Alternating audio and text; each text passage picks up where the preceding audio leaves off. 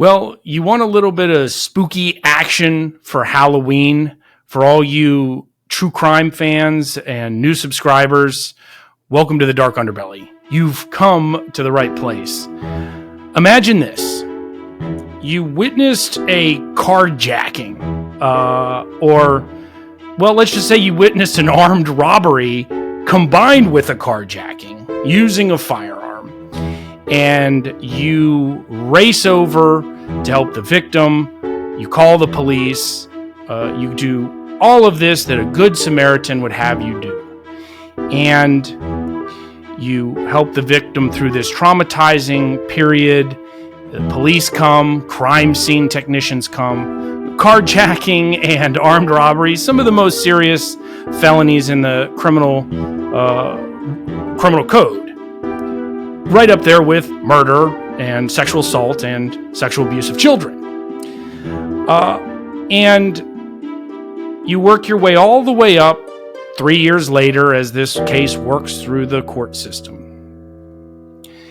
And you get to the trial of something that you witnessed. And the first person to testify,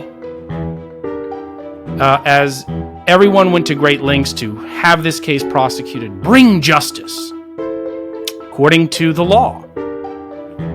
And the victim is called and is screaming at the prosecutors, not at the perpetrator or the defense lawyer or the judge or the community that is so supportive of the perpetrator, the defendant who carjacked you, who robbed you, the victim, screaming at prosecutors to drop the case.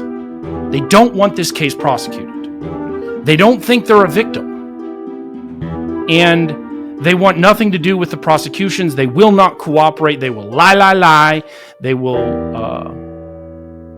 destroy evidence, throw away their phones that would substantiate the crime, and the case gets thrown out. Welcome to the world that this channel follows and cases that we track here on the Dark Underbelly. Laura Caron, a elementary school teacher, just your average Karen, 5th grade elementary school teacher, receives 3 kids into her home, one of whom is an 11-year-old boy, who starts sleeping in bed with her. They start showering together, and at some point there is sexual abuse, gets pregnant from this student of hers, who then is living with her along with 2 siblings, this victim's 2 siblings. And the only way this case gets revealed is her brazen display of this child on social media, the product of her crime, the pregnancy, the result of her crime, is the child.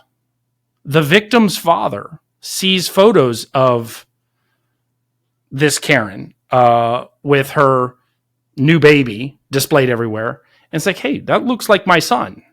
And my son lived with you for a few years. And he was like 11.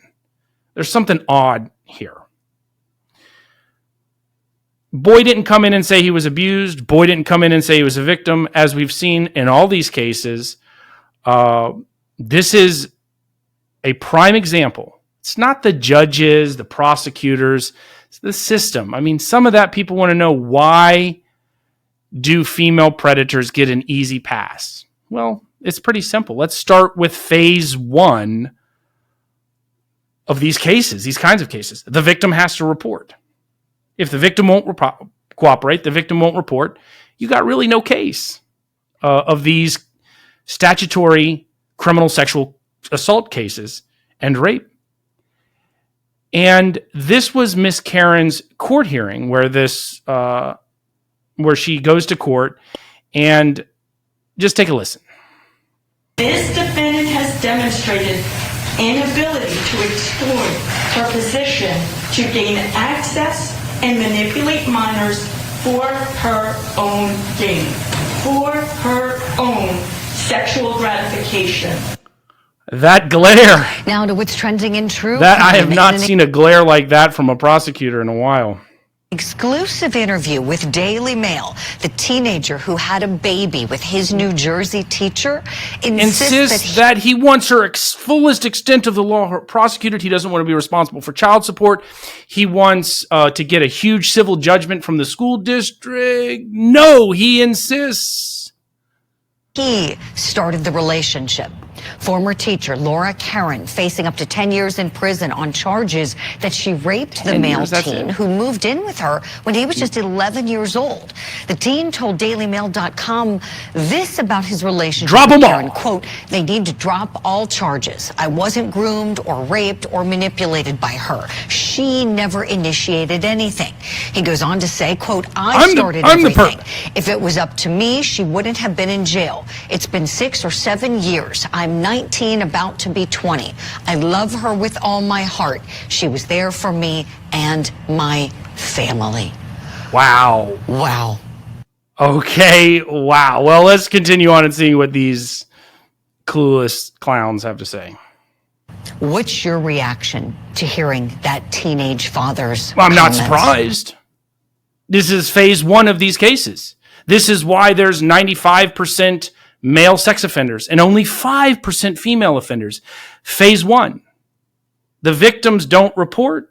If this case magically gets to the criminal justice system, you have a victim backstabbing the investigation along the way, possibly lying, not cooperating at trial. So it leads to basically a bare bones plea agreement in which they have every bit of evidence they need to convict her. And for the Karen among Karens, things are not looking good because she kept this baby and flaunted it everywhere. But I'm not surprised. This is typical. This is normal reaction from male victims to protect, shield, deflect, lie, keep secrets for female offenders. Phase one, you need a victim in these statutory rape cases.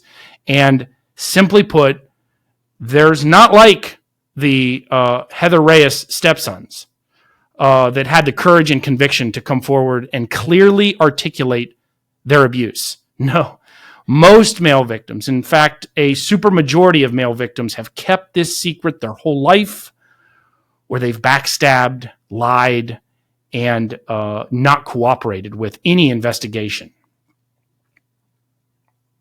Let's bring in our power panel. Still with me, criminal defense and civil rights attorney Casey Early, private investigator Manuel Gomez, and want to welcome in the solicitor for the 16th Judicial Circuit in South Carolina, attorney Kevin Brackett. Kevin, let me begin with you, please. What's your reaction to hearing that? Surprise, shock, I can't believe it. Well, you never know what's going on in his head, but, just looking at the cold, dispassionate, you have to ask yourself, is any 13-year-old capable of making the decision to father a child? No. So where has his head been, over the last, I think they said they started when he was 11 years old. He started having some sort of relationship with her when he was 11. It's absurd. She was 26, 28. But she was hot. When he fathered the child. She's attractive. I hate that his head is in a place where he can't understand Give her the a break. position of trust and power that she had over him, and how she abused that, how she was required by the law to look out for his best interest because he was incapable of doing that. It's just sad. It really is. It really is, Kevin. Super right. It's sad. heartbreaking. He can't see that he's a victim here. He sees her as a victim, apparently. Casey, what's your reaction to listening to what he said? I was thinking the same thing. He doesn't understand that even though he, quote, initiated that, a minor cannot consent. So even if in this state it's the age of 16, but then you have the other layer where... But a minor must cooperate with this investigation. And if told by society that she was doing him a favor, that he was the perpetrator, that she didn't groom him, that she did so much for him as a kid and taught him all about life, then... You're right, minors can't consent. But it really means nothing if the minor is not encouraged to purport this and be treated as a victim as he should, and society gives him a high five and says, Good job, bro. Keep it a secret, bro. She was a teacher. You're legendary. She had a duty You're of legendary, care. bro. So there's no consent at any age. And then the point that he doesn't even understand that he's a victim shows society has completely I'm pretty failed. sure is going to see that not only is he still delusional in this case, that we know that this, quote, grooming started at a tender age of 11. Even though there's no evidence of sexual misconduct, there was reports that he was in the bed with her and some allegations of witnessing some sexual misconduct between her and this child. This is an unfortunate incident, and this is why we have prosecutors where they can disregard feckless the request prosecutors of a victim and continue to prosecute based on the law. So Yes. this case is definitely sad. Casey, thank you for that. I want to show you both something else he said when he was asked by Daily Mail about contacting his child. So apparently there's a no contact order in place. We can infer that based on what he said. He's saying, quote, I can't talk to them. I wish I could, but I can't. And it sucks. Again, an exclusive interview with dailymail.com. Ooh, Manuel Gomez, last but not least on our panel on this topic. What do you think when you hear this? Well, like my colleague said, I'm very saddened by this case. It's extremely disturbing. What's even more disturbing is I'd like to know the reason why he moved in with her at 11 years old. Okay? And that right there Who would assume that this attractive woman, beautiful woman, looks innocent? Who would have assumed that could get any dude she wanted at the bar, any cucks out there that are super lonely and need some attention, that will cover up her crimes of predatory and pedophilic behavior? She could get anyone. Who would think, oh my God, that this woman would be sexually abusing an 11-year-old boy? Itself was a red flag. Allegedly. But besides that, this is a case that there is no way to win. Now, I know her attorney's putting up a defense, but this is a slam dunk again. Another one for the prosecutor. This poor child did not know what was happening, and there is no doubt in my mind that she's going to lose. If I was her, and I hope they're listening, take the plea. Plea out, and don't put yourself through this trial. All right. And then if it's meant to be and you two get married down the road, then fine. But the bottom line is she's not going to win. She's going to get the maximum sentence. There's no doubt in my mind. She should just take the plea. That's smart advice, Manuel. Really smart advice, especially for the child, because as you all know, there's another victim here. The baby, right? The baby. Wow. So you have that carjacking case got thrown out. Victim says, I'm not a victim.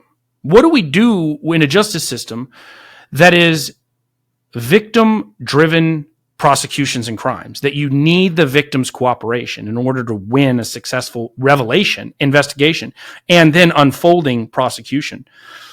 When they have been beaten by culture, society, and a bunch of creeps and simps and pedos and pedo supporters, really, that this behavior is normalized and should be cheered upon, and he should keep it quiet.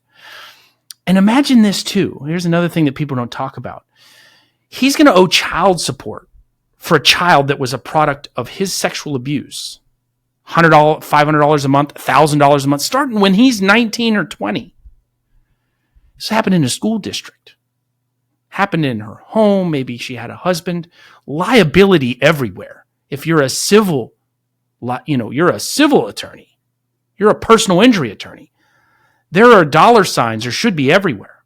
So instead of this child, young adult now, taking his possible millions from suing the school district, her husband, her boyfriend, anyone else that participated in knowing about this for years, that saw this for years, any communication companies, social media platforms that have facilitated this, millions. So the victim that understands what happened to them and is courageous enough to come forward with it and claim the victimhood could walk away with millions of dollars in settlements versus paying this abuser $1,000 a month for raising the child, the product of her abuse. So what do you think? What are your thoughts on phase one of these investigations? And this is something that we're going to continue to look at the various phases of why female preds get away with what they get. We're going to look at the case of the nut. Well, we already looked at the case of the nut. That's right. No joke. The nut case. Emily Nutley. Literally no joke. That's her name. Emily Nutley, guidance counselor, sexually assaulted 17-year-old, smiling in her prison photo. The ladies must not have gotten the memo that this is what the men's prison does in prison justice with preds like this. Nutley, the nut, is smiling like more than someone on, Kids on Christmas. It's insane to see how society coddles from start to finish, from phase one, the victims never reporting, the victims demanding the case be dropped, all the way to phase 100, the prison sentence at the end.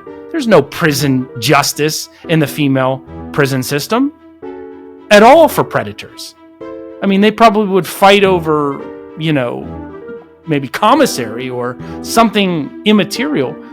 We saw the case of a woman in Louisiana. She'd been there for 2 years requesting parole. The warden and the prison staff didn't even know that she was a sex offender. Didn't even know it, much less the inmates or anyone else. Whereas in a male prison, that's tag numero uno. So where's the prison justice? So the nut gets to smile her way, phase 100 of this in every step of the way, from a deflecting community to a community that's rallying in support of these female predators. And this is phase one, where we see a victim demanding that the case be dropped, not wanting his abuser to be prosecuted, won't cooperate with the investigation, even though there's literal DNA evidence of the crime. And this is just another reason, as we continue our series in looking at this, of why women get such a break and a pass when it comes to predatory behavior, that female predators and pedophiles get a complete pass from phase one all the way up to Emily Nutley smiling like when she's reporting to prison, as if it's all a big game and a joke. And she ain't going to get shanked in jail. She ain't going to be no prison justice for her. And she knows it, and she's laughing about it. This is the Dark Underbelly. Like, subscribe if you like our content. We got a lot more coming at you with even more body cam and evidence on these types of criminal cases. Thanks to our new subscribers. Make sure you like and share our videos.